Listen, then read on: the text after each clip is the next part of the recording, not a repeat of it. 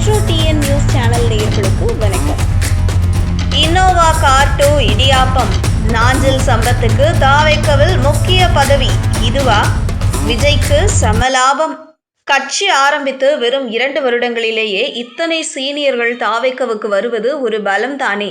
இப்போதைக்கு கட்சிக்கு ஒரு மூத்த பேச்சாளர் தேவைப்படும் நிலை உள்ளது. நாஞ்சில் சம்பத் பேச்சால் தாவேக்கவின் கூட்டங்கள் அனல் பறக்கும் என்று எதிர்பார்க்கப்படுகிறது என்று தன்னுடைய கணிப்பை வெளிப்படுத்தியுள்ளார் பத்திரிகையாளர் செய்யாறு பாலு. பிரபல யூடியூப் சேனலுக்கு பேட்டி தந்துள்ள மூத்த பத்திரிகையாளர் செய்யாறு பாலு, திராவிட கட்சிகளின் மூத்த பேச்சாளரான நாஞ்சில் சம்பத் விஜயை சந்தித்து சால்வை அணிவித்து தாவேக்கவில் இணைந்து விட்டார். இதற்கு பல விமர்சனங்கள் வந்த வண்ணம் உள்ளன. இன்னோவா காருக்கும் இடியாப்பத்துக்கும் விலை போகுபவர் நாஞ்சில் சம்பத் என்று கமெண்ட்டுகள் வந்த வண்ணம் உள்ளன.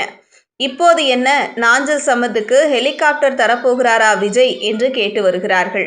விஜய் ஹெலிகாப்டர், கார் எது வேண்டுமானாலும் தரட்டுமே, ஆனால் விமர்சனம் உள்ளவரை பற்றி எதற்காக பேச வேண்டும்? நாஞ்சில் சம்பத் ஒரு சிறந்த சுவாரஸ்யமான பேச்சாளர். அந்த பேச்சில் பல வரலாற்று உண்மைகள், பல வரலாற்று சம்பவங்களையும் கொண்டு சேர்த்து விடுவார்.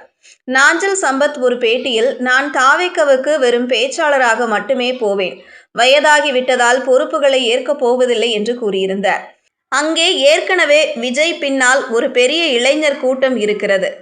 அவர்கள் ஒரு புதிய ஆட்சி, புதிய ரத்தம், புதிய புரட்சியை எதிர்பார்த்து காத்து கொண்டிருக்கிறார்கள். இது வரவேற்கத்தக்க விஷயம். ஜெயலலிதா கார், சீட் தந்ததால் அங்கே ஐக்கியமானார். திமுகவை துதிபாடினார். பிறகு வள்ளுவர் கோட்டத்தில் நடந்த திமுகவின் அறிவு திருவிழாவில் தன்னை அழைக்கவில்லை என்று ஆதங்கப்பட்டு பேசினார் நாஞ்சில் சம்பத். என்னை விட குறைவானவர்களை கூப்பிட்டு கௌரவிக்கும் போது எனக்கு வயதில்லையா, அறிவில்லையா, என்னை ஏன் கூப்பிடவில்லை என்று வேதனையுடன் கேட்டிருந்தார். அதற்கு பிறகுதான் தாவேக்கவுக்கும் விஜய்க்கும் ஆதரவான பேச்சை நாஞ்சில் சம்பத் துவங்கினார். மக்கள் மன்றம் நிகழ்ச்சியில் அனல் பறக்கும் பேச்சை பேசினார். இதனைத் தொடர்ந்து செங்கோட்டையன் வந்ததை மனமாற பாராட்டினார் நாஞ்சில் சம்பத். 50 வருடம் அனுபவமுள்ள செங்கோட்டையனை சரியாக பயன்படுத்திக் கொள்ளுங்கள் தம்பிகளா என்று கூறியிருந்தார். செங்கோட்டையன் நாஞ்சில் சம்பத் வருகையினால் விஜய் முதலமைச்சராகிவிட முடியாதுதான், ஆனால் கட்சிக்கு பலம் கிடைக்கும். கூத்தாடி நடிகர், ட்விட்டரில் கட்சியை நடத்துபவர், பனையூரில் கொடியேற்றியவர் என்றெல்லாம் விஜய் மீது விமர்சனம் வைக்கப்பட்டது. ஆனால் கட்சி ஆரம்பித்த 2 வருடங்களிலேயே இத்தனை சீனியர்கள் தாவேக்கவுக்கு வருவது ஒரு பலம்தானே. இப்போதைக்கு கட்சிக்கு ஒரு மூத்த பேச்சாளர் தேவைப்படும் நிலை உள்ளது. நாஞ்சில் சம்பத் பேச்சால் தாவேக்கவின் கூட்டங்கள் அனல் பறக்கும் என்று எதிர்பார்க்கப்படுகிறது.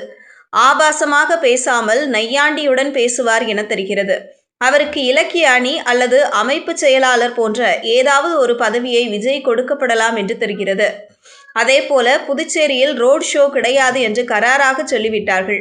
இனியும் அனுமதி கிடைக்காது. இதற்கு முக்கிய காரணம் புதுச்சேரிக்கும் தமிழ்நாட்டிற்கும் ஒரே நீதிமன்றம்தான். ஏற்கனவே கரூர் சம்பந்தமான வழக்கு உயர் நீதிமன்றத்தில் நிலுவையில் இருப்பதால் ரோட் ஷோவுக்கு அனுமதி வழங்க மாட்டார்கள்.